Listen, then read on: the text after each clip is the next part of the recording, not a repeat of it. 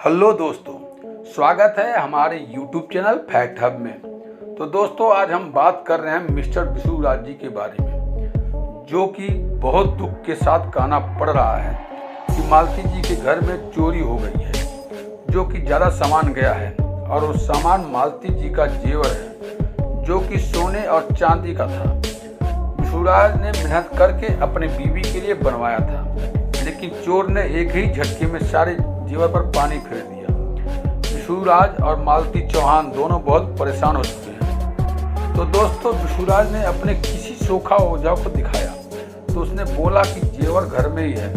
तो दोस्तों, अब आते हैं पूरी सच्चाई पर। अगर चोर बाहर का है तो अलमारी से केवल सोना और चांदी नहीं ले जाएगा। इसका मतलब चोर कोई घर का है, जो कि उसकी नज़र उस पर थी। मौका मिलते ही हाथ साफ कर दिया।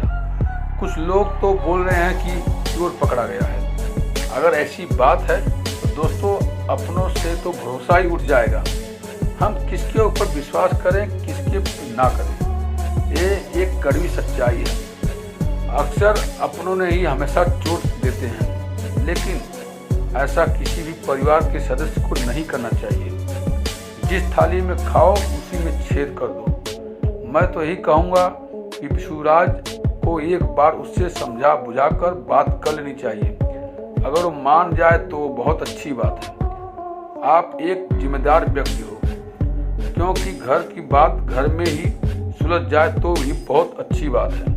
दोस्तों, आप लोग की कोई राय है तो कमेंट करके जरूर बताना। धन्यवाद।